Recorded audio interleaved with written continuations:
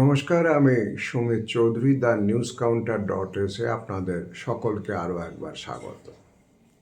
আপনারা যারা রাজনীতির ন্যূনতম খোঁজখবর রাখেন তারা ইতিমধ্যে জেনে গিয়েছেন দিল্লিতে কংগ্রেসের কেন্দ্রীয় নেতৃত্ব ঘোষণা করেছেন যে রাজ্য প্রদেশের নেতৃত্বের ইচ্ছা অনুযায়ী এ রাজ্যে আগামী বিধানসভা নির্বাচনে কংগ্রেস 294টা বিধানসভা কেন্দ্রে একা লড়বার সিদ্ধান্ত নিয়েছে।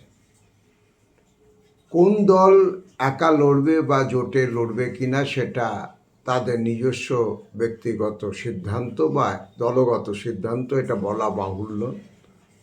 কিন্তু একথা ঠিক যে যখন কোনো দল কোনো জোট ভেঙে একা লড়বার সিদ্ধান্ত নেয় সে ব্যাপারে নিশ্চয়ই রাজনৈতিক মতামত বা বিশ্লেষণ একটা দাবি রাখে।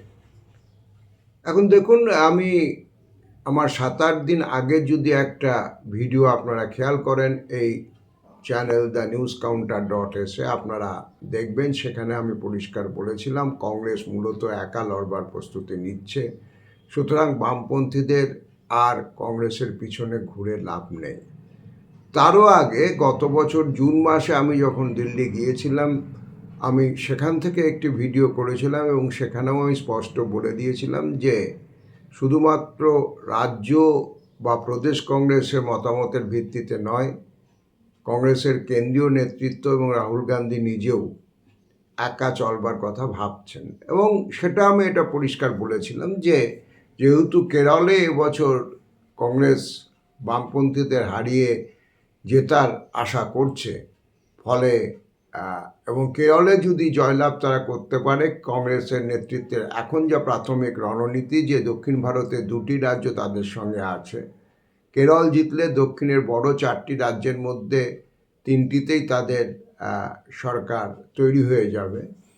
তো এই 3টি রাজ্যে যদি সরকার তাদের তৈরি হয় এবং তারা তামিলনাড়ুতে যেটা মনে করছেন যে তাদের বন্ধু সরকার রয়েছে, একমাত্র ব্যতিক্রম অন্ধ্রপ্রদেশ, যেখানে চন্দ্রবাবু নাইডু যিনি বর্তমানে আবার নরেন্দ্র মোদীদের সঙ্গে গিয়েছেন। কিন্তু কংগ্রেস যেটা আশা করছে তাহলে তাদের যে দেশজোড়া প্রত্যাবর্তনের লড়াই, সেটা কংগ্রেসের পক্ষে একটু সুবিধা হবে, কারণ উত্তর ভারতে একমাত্র হিমাচল প্রদেশ ছাড়া আর কোথাও সেভাবে কংগ্রেসের ক্ষমতায় থাকবার প্রশ্ন নেই। এখন কেরলের যে রাজনৈতিক বাস্তবতা, সেখানে বিজেপি নতুন করে মাথা তোলবার চেষ্টা করছে। এই অবস্থায় যদি পশ্চিমবঙ্গে কংগ্রেস এবং বামপন্থীদের মধ্যে জোট হতো, তাহলে কেরলে যে তৃতীয় পরিসর দখল করবার জন্য বিজেপি উঠে আসতে চেষ্টা করছে, তারা বাড়তি একটা এজ পেত যে এখানে দেখুন লড়াই হচ্ছে আর ওখানে বাংলায় ওরা মৈত্রী চুক্তিতে আবদ্ধ, অর্থাৎ যে স্লোগানটা একটু ঘুরিয়ে দেয়া যে কেরলে কুস্তি বাংলায় দোস্তি, এই সুযোগটা দিতে কংগ্রেস নেতৃত্ব খুব একটা উৎসাহী ছিলেন না। আর আমাদের এখানকার নিচু তলার কংগ্রেস কর্মীদের ক্ষেত্রে অধীর চৌধুরীর শিবির বাদে বাকিরা ঝুঁকেছিলেন। তার একটা অন্য বাস্তব কারণ হচ্ছে যে নির্বাচন যদি 294টা কেন্দ্রে হয়, কংগ্রেসের কেন্দ্রীয় নেতৃত্ব 294টা কেন্দ্রেই নির্বাচনের জন্য টাকা পাঠাবেন এবং এটা সহজবোধ্য ব্যাপার যে কংগ্রেসের মতো একটি দক্ষিণপন্থী দলের কর্মীদের যদি ধরে রাখতে হয়, সক্রিয় রাখতে হয়, তাহলে কিছুটা হলেও অন্তত টাকার যোগান দরকার পড়ে। এটা দক্ষিণপন্থী রাজনীতির সমস্যা। বামপন্থীদের যে রাজনীতির মডেল আছে সেটা দক্ষিণপন্থী রাজনৈতিক দলগুলোর ক্ষেত্রে খাটে না। স্বাভাবিকভাবে তারা একটা অংশ উজ্জীবিত যে দীর্ঘদিন বাদে প্রতিটি বিধানসভা কেন্দ্রে অন্তত একটি নির্বাচনকে সামনে রেখে কিছু করে টাকা বরাদ্দ করা হবে। আমি যতদূর জানি কেন্দ্রীয় নেতৃত্ব কংগ্রেসের সরকারিভাবে বিধানসভা কেন্দ্রগুলির জন্য প্রায় 25 লাখ টাকা মতো করে পাঠান, হয়তো আরও বেশি অ্যামাউন্টটা বেড়েছে। শেষ অবধি অবশ্য কেন্দ্রীয় নেতৃত্ব যে টাকা বরাদ্দ করেন তৃণমূল স্তরে যে সেই টাকা পৌঁছয় এরকমও কোনো গ্যারান্টি নেই। তবু কিছু টাকা প্রতিটা বিধানসভা কেন্দ্রে আসবে। সুতরাং প্রদেশ কংগ্রেস নেতৃত্বর যে অংশ যারা অধীর বিরোধী গোষ্ঠী, তারা যেটা বলছেন যে পশ্চিমবঙ্গের সর্বত্র কংগ্রেসের পতাকা দেখা যাবে, এটা আমাদের রাজনৈতিক লাভ। তো তার পিছনের যে রসায়ন এটাও একটা অঙ্ক হিসেবে কাজ করছে, যদিও এটা সে অর্থে অবশ্যই রাজনৈতিক কোনো ভাষ্যের অঙ্ক নয়, একান্তই খুব খুচরো চা পাওয়ার ব্যাপার। কিন্তু আমি আবারও বলছি যে দক্ষিণপন্থী রাজনীতির পরিসরে এটাও একটা বড় ফ্যাক্টর থাকে। সুতরাং আমি এই বিশ্লেষণটা আমার 7-8 দিনের আগে যে ভিডিওটা ছিল, আপনারা যদি একটু কষ্ট করে পিছিয়ে দেখেন, একটা দুটো আগেই সেই ভিডিওটা আছে, সেখানে আমি বলেছিলাম যে বামপন্থীদের আর কংগ্রেসের পিছনে ঘুরে লাভ হবে না। আমার নিজের যেটা ধারণা, বামপন্থী নেতৃত্ব এটা বহু আগে খবর পেয়েছিলেন যে জোটটা কার্যত হবে না, কিন্তু জোট ভাঙার দায়িত্ব তারা নিতে চাননি, কারণ তারা এরকম কোনো বার্তা পশ্চিমবঙ্গের সেই অংশের মানুষের কাছে দিতে চাইছিলেন না যারা এখনও এই কোট আনকোট বাইনারি পলিটিক্সের মধ্যেও তৃণমূল এবং বিজেপির মধ্যে কোনো একটা জায়গা খুঁজছেন। এখন তৃণমূল এবং বিজেপির বাইরেও এখনও জায়গা খুঁজছেন মানুষ। এর প্রমাণ যদি কেউ সংসদীয় পাটিগণিতে চান, আমি বলবো যে সাগরদিঘির নির্বাচনে বাইরনের জেতা তার প্রতিফলন ছিল।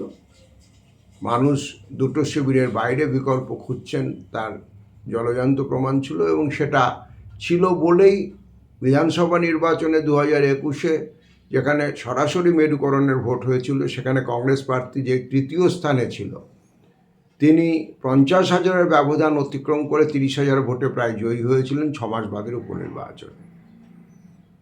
আপনারা যদি তারপরে শান্তিপুর বিধানসভা কেন্দ্রের উপনির্বাচন দেখবেন, যেখানে দেখবেন যে বিধানসভা নির্বাচনে কিছুদিন আগে সংগঠিত বিধানসভা নির্বাচনে যেখানে সিপিআইএম প্রার্থী 10,000 ভোট পেয়েছিল, উপনির্বাচনে সেখানে সিপিআইএম প্রার্থী ভোট পেয়েছিল 40,000, 4 গুণ ভোট বেড়েছিল একটি শূন্য বা মহাশূন্য, যা বিরোধীরা বলেন, হয়ে যাওয়া বামপন্থী দলের। অর্থাৎ এই সূচকগুলো থেকে আমি একটা কথা বলবার চেষ্টা করছি যে যারা মনে করছেন যে ভোটারদের কার্যত কেনা হয়ে গেছে, তারা সরাসরি দুটো শিবিরে বিভক্ত হয়ে গেছে, তো সেটা বাস্তবে যে নয় তার প্রমাণ হিসেবে আমি এই তথ্যগুলো সংক্ষিপ্তভাবে উল্লেখ করলাম। যে এটা বাস্তবে দেখাচ্ছে যে এই ভোটারদের যে কিনে নেওয়া হয়ে গেছে, এই মানসিকতাটা সবসময় সব ক্ষেত্রে কাজ করে না, এবং এই কাজ যে করে না তার আর একটা শেষ প্রমাণ হিসেবে আমি উল্লেখ করব, গত লোকসভা নির্বাচনে আপনারা যদি খেয়াল করেন তাহলে দেখবেন যে সেখানে তৃণমূল এবং বিজেপির বাইরেও 12টি বিধানসভা কেন্দ্রে কিন্তু এগিয়েছিল কংগ্রেস এবং বামপন্থী প্রার্থীরা। কংগ্রেস একটি মাত্র লোকসভা আসন পেয়েছে, সিপিএম তথা বাম প্রার্থীদের শূন্য হাতে ফিরতে হয়েছে, কিন্তু তারপরেও 12টি বিধানসভা সেগমেন্টে কংগ্রেস, বিজেপি এবং তৃণমূলের বাইরে কংগ্রেস এবং বামপন্থী প্রার্থীরা এগিয়েছিল। এখন এই কিনে নেয়ার যে প্রশ্ন, এই রাজনীতির বাইরেও যে স্পেস আছে, পরিসর আছে, সেই মানুষজনগুলোর কাছে এই বার্তাটা বামপন্থী নেতৃত্ব আমার ধারণা সচেতনভাবে দিতে চায়নি যে জোটটা আমরা ভেঙে দিলাম। তারা দরজা খোলা রেখেছিলেন, দরজা বন্ধ করে দিয়েছেন ফাইনালি কংগ্রেস নেতৃত্ব, কেন্দ্রীয় এবং রাজ্য নেতৃত্ব মিলে। বামপন্থীদের সামনে অবশ্যই এখন মানুষের দরজায় সরাসরি কড়া নাড়া ছাড়া আর কোনো বিকল্প রাস্তা খোলা আছে বলে আমার অন্তত মনে হচ্ছে না।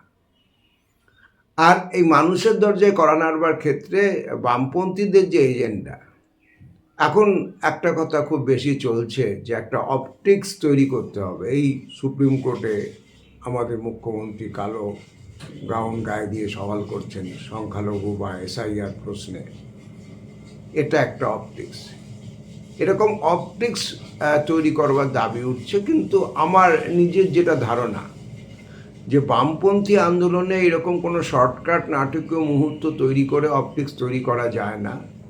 তার জন্য বামপন্থীদের রাস্তার লড়াইতে অনেক বেশি করে থাকতে হবে, এবং সেক্ষেত্রে আমি বারবার যে কথাটা বলছি যে বৃত্ত বাড়ানোর প্রশ্ন, যেটা সিপিআইএম নেতৃত্ব বলেছেন যে বৃত্ত বাড়াতে হবে, আগামী 12 তারিখে শ্রম কোডের বিরুদ্ধে শিল্পে সাধারণ ধর্মঘটের ডাক আছে।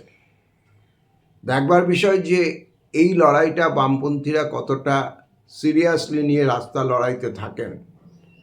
বাইনারি ভাঙতে হবে, বাইনারি ভাঙতে হবে, এটা মুখে বলে কোনো লাভ হবে না, কারণ যতক্ষণ না মানুষের রুটি রুজির লড়াই নতুন করে তুলে আনা যাচ্ছে ততক্ষণ পর্যন্ত যে বাইনারি এবং ভাতার রাজনীতির তৈরি হয়েছে, একদিকে ভাতার রাজনীতি, মন্দিরের রাজনীতি, অন্যদিকে তীব্র সাম্প্রদায়িক মেরুকরণের রাজনীতি, তার উল্টো দিকে যদি লড়াই গড়ে তোলা না যায় তাহলে সেই মেরুকরণকে ভাঙা যায় না। আর লড়াই গড়ে উঠলে যে সেই মেরুকরণ তাসের ঘরের মতো ভেঙে পড়ে, সেটা আমি নিজে দেখেছিলাম কৃষক আন্দোলন কভার করতে গিয়ে। দিল্লির ঐতিহাসিক কৃষক আন্দোলন, যেখানে যে উত্তরপ্রদেশের মুজফ্ফর যে নগর, সেটা হচ্ছে কৃষির মূলত হেডকোয়ার্টার, কৃষি বাণিজ্যের। তো এই মুজফ্ফরনগর বিখ্যাত হয়েছিল হিন্দু মুসলিম দাঙ্গার জন্য, যেটা বিজেপিকে নির্বাচনে খুব বড় ডিভিডেন্ড দিয়েছিল। কিন্তু যখন কৃষক আন্দোলন গড়ে উঠেছিল, আমরা দেখেছিলাম যে হিন্দু এবং মুসলিম কৃষকরা তারা একসঙ্গে বিক্ষোভে এবং বিদ্রোহে উঠে দাঁড়িয়েছে। এবং সিপাহী বিদ্রোহের একটা বড় বৈশিষ্ট্য ছিল, সেখানে সিপাহীরা যখন মিরাট দখল করার পর যমুনা নদী পেরিয়ে তারা মার্চ করে দিল্লি দখল করার জন্য ঢুকছে, ব্রিটিশের ইউনিয়ন জ্যাক নামিয়ে দিয়ে দ্বিতীয় বাহাদুর শাহকে বাদশাহ ঘোষণা করবার জন্য তাদের রণহুঙ্কারে একসঙ্গে উচ্চারিত হয়েছিল হর হর মহাদেব এবং আল্লাহ আকবার। আমি কৃষক আন্দোলনের প্রান্তরে গিয়ে যেটা দেখেছিলাম, যে একই সঙ্গে সেখানে যে একটা মঞ্চ আন্দোলনের যেটা হয়েছিল, কেন্দ্রীয় মঞ্চ, সেখান থেকে একসঙ্গে স্লোগান উঠছে। একই ব্যক্তি স্লোগান দিচ্ছেন হর হর মহাদেব, গোটা ক্রাউড বলছে হর হর মহাদেব। একই ব্যক্তি একসঙ্গে স্লোগান দিচ্ছেন আল্লাহ আকবর, গোটা ক্রাউড বলছে আল্লাহ আকবর। সেখানে কে হিন্দু কে মুসলিম আলাদা করা যায় না। আর একটা বাড়তি স্লোগান অবশ্য কৃষক আন্দোলনে ছিল। শিখরা যেহেতু সিপাহী বিদ্রোহে ছিলেন না, সে কারণে এই স্লোগানটা সিপাহী বিদ্রোহে ওঠেনি। ভারতের প্রথম যেটা জাতীয় স্বাধীনতা সংগ্রাম, এখানে স্লোগান উঠছিল জো বলে সো নিহাল।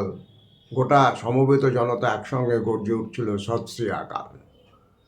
তো এই যে ন্যারেশন, এটা কোনো অপটিক্স না, এটা হচ্ছে একটা ভাষ্য, রাজনীতির বিকল্প ভাষ্য, যেটা মানুষকে গণতন্ত্রের চেতনার পাঠ নতুন করে পড়তে সাহায্য করে।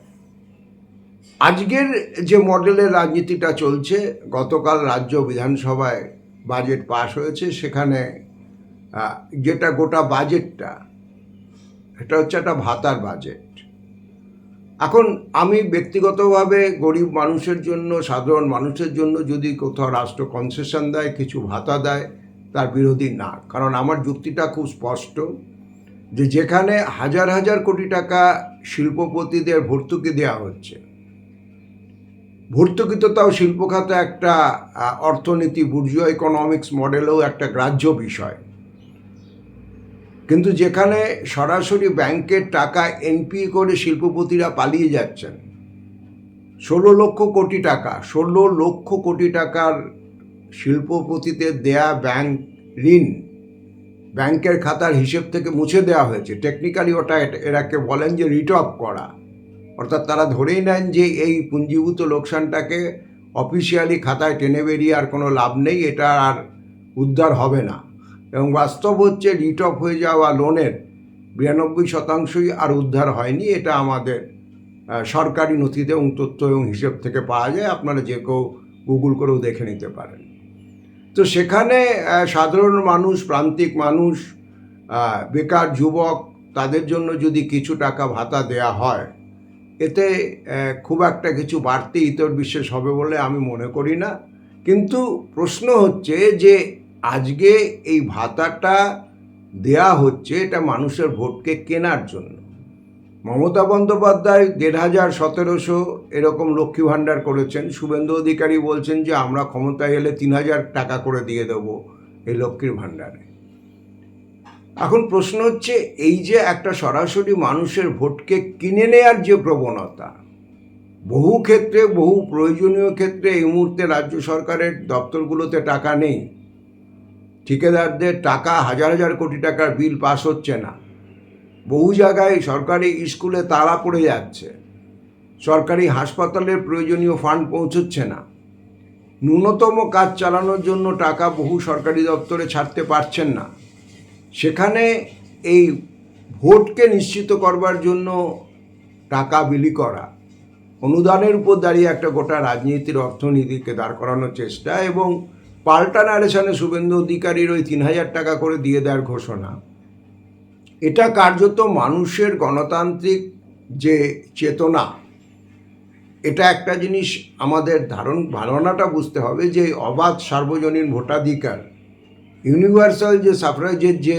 ধারণা, ভোটের রাইট, এটা কিন্তু একটা অলিগার্কি অভিজাততন্ত্র থেকে এগিয়ে আসা একটা ধাপ, যেখানে প্রতিটি মানুষের ভোটাধিকার থেকেছে রাজ্যের শাসককে নির্বাচিত করবার জন্য। সেই গণতান্ত্রিক চেতনার বেসিক মৌল উপাদানটাকে অস্বীকার করা হয় যদি মানুষের ভোটকে এইভাবে কেনার জন্য প্রকাশ্যে নিলাম ডাকা শুরু হয়। আমি 1,500 দিচ্ছি, কেউ বললো 3,000, এবার তৃতীয় কেউ কোনোজন এসে বলবে আমাদেরকে ভোট দাও, আমরা 4,000 টাকা করে দেব। এই যে টাকা ঘোষণা করা বা টাকা দিয়ে ভাতার নামে সরাসরি ভোট কিনে নেওয়ার মডেল, এটা গণতন্ত্রের বেসিক মানুষের চেতনার বিরুদ্ধে। এখন বলার কথা হচ্ছে এটাই, যারা এটা বলছেন যে কি করা যাবে, লক্ষ্মীর ভাণ্ডারের উপর দাঁড়িয়ে সব ভোট তো চলে যাচ্ছে মমতা বন্দ্যোপাধ্যায়ের দিকে, আমাদের হাতে কি থাকবে। প্রথম কথা হচ্ছে যে তারা রাজনীতির পাটিগণিতটা খেয়াল করেন না। শুধুমাত্র লক্ষ্মীর ভাণ্ডার বা শ্মশান সাথী বা যুবসাথী ইত্যাদি দিলেই যদি সমস্ত ভোট শাসক দলে চলে যেত, তাহলে পরে সদ্য সমাপ্ত যে লোকসভা নির্বাচন হয়েছে সেখানে 294টার মধ্যে 102টো বিধানসভা কেন্দ্রে বিরোধী প্রার্থীরা এগিয়ে থাকতে পারতেন না। আমাদের কাট অফ ফিগার হচ্ছে 148, 147 পেলে টাই, 148 পেলে বিরোধীরা অন্য শাসক দলের গরিষ্ঠতা হাতছাড়া হয়ে যায়, অ্যাসেম্বলি ত্রিশঙ্কু হয়ে যেতে পারে। এখন এই অঙ্কটা, সংসদীয় পাটিগণিতটা তারা অস্বীকার করছেন, কারণ এই যে 102টো বিধানসভা কেন্দ্রে বিরোধীরা এগিয়ে থেকেছে, এখানকার মহিলারা কি লক্ষ্মীর ভাণ্ডার পাননি?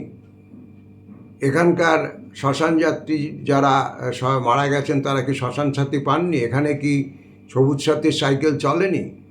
তারপরেও 102টো বিধানসভা কেন্দ্রে কিন্তু মানুষ বিরোধীদের ভোট দিয়েছেন, কারণ এই যে রাজ্যে শাসক চেপে বসে আছে তার টোটাল মাথা থেকে পা পর্যন্ত দুর্নীতিতে নিমজ্জিত একটা সরকার, এবং এই সরকারের সবথেকে বড় অন্যায় যেটা, তারা এই দুর্নীতিকে একটা নৈতিক বৈধতা, আমাদের চালু কথায় যেটা বলে জলজল করে দেয়া, সেই জায়গায় ব্যাপারটাকে নিয়ে গেছেন।